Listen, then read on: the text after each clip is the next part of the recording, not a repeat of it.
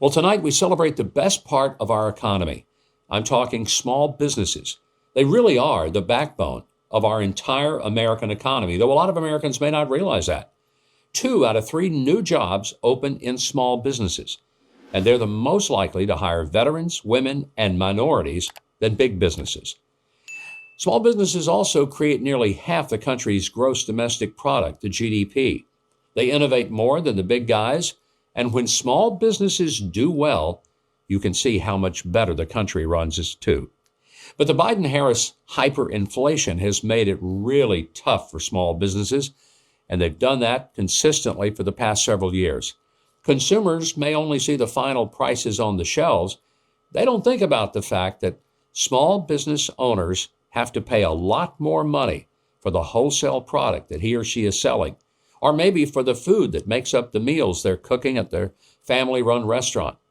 In all likelihood, the owners of small businesses have kept prices as low as possible for you, but they've taken a larger share of their profit right out of their pockets just to stay in business. The profit is what pays the employees. And when times are really tight, employees, well, they have to be let go.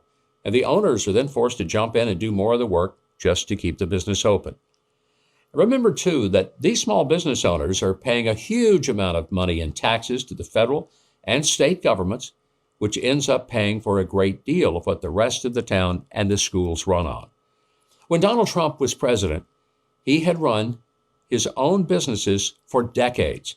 He knew what it took to fuel the growth of the country. One of the first things that he did was get rid of years and years of useless regulations that had also been layered onto the small business owners. So much that many had to hire separate companies just to fill in all the regulation forms. Many of the regulations were simply a form of government harassment.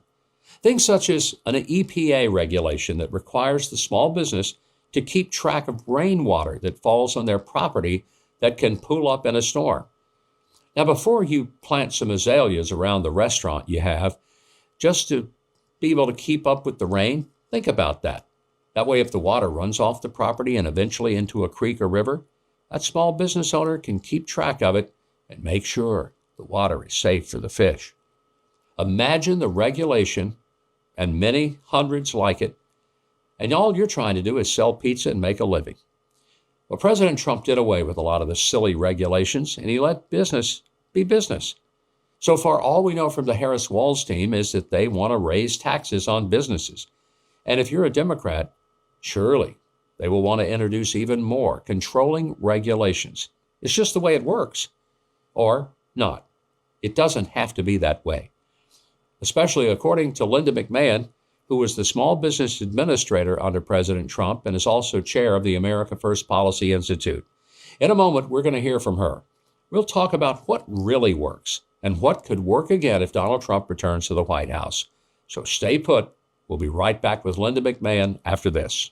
You know, the economy is uncertain. You never know whether your money's worth as much today as it was yesterday. It's one of the reasons I buy gold from American Hartford Gold. American Hartford Gold has earned a 5-star rating and an A+ from the Better Business Bureau.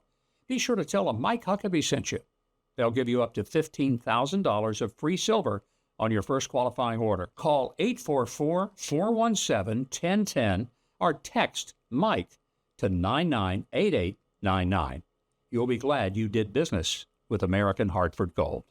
Linda, welcome to the show, and I want to get right into the importance of small business in the country because I'm just convinced a lot of Americans don't realize that most jobs, most of the prosperity in this country, it doesn't come from the big multinational corporations. It comes from small business. Talk about the impact of small businesses in this country and why we all need to care. Well, first of all, thanks so much, Governor, for having me on the show tonight.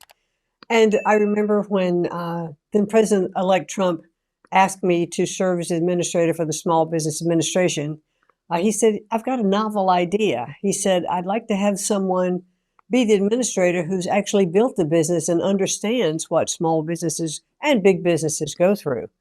And I think it was that, that really inspired me to want to come on and work in the administration because we really did have a president who understood the value of small businesses. You had such a wonderful intro to all that small businesses contribute and the things that impact them. And President Trump was absolutely focused on getting rid of regulations that did negatively impact small businesses, like the one you cited with the water. And, we were charged, all of the agencies were charged for every new regulation you wanted to put in place, you had to get rid of two. And it wound up being not just two, but sometimes 8, 10, or more regulations. And now small businesses are facing a stronger regulation under the Biden-Harris administration.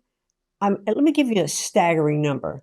It's costing small businesses for over the past 3 years about $1.7 trillion. Trillion dollars in new regulations and over $300 million, not dollars, 300 million pages of paperwork. Can you just imagine that burden on small businesses in the country? Now picture the little, bodega owner on the corner or the pizza place or the barber shop or the nail salon. Now those are typically what we think about with small businesses, but small businesses can go up to almost 500 employees as well. But they're not as severely impacted sometimes as those very, very small businesses. And like you said, they support the community with the taxes they pay. And how many times on the back of the Little League shirt do you see, Joe's Pizza Parlor or Nanny's Barber Shop? It's a wonderful place that small businesses have in our community. But when they're choked and they're stifled by overregulation and high taxes, and they either have to close shop or take losses for a certain period of time, and many owners don't take, pay for a long time just to try to stay in business. So it's a terrible, terrible impact when you have overregulation and higher taxes. Linda, I can remember it was almost 50 years ago I first heard this statement that when a business dies, everybody pays for the funeral. And I never forgot that because it's a reminder that what you just said is so very true in a community. The sponsorship of a scout troop or a Little League team or a soccer team or the plaques that are put on the wall at a school are almost always funded, not by a multinational corporation whose headquarters are half a world away, but by a local business on Main Street that has reached into their pocket, taken from their profits, and they do it because they're good citizens.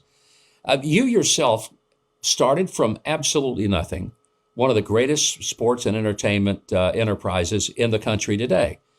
When you started, how difficult was it to overcome both the regulations and the taxes that sometimes had you focus more on what the government was doing to you than what you could do to build your business?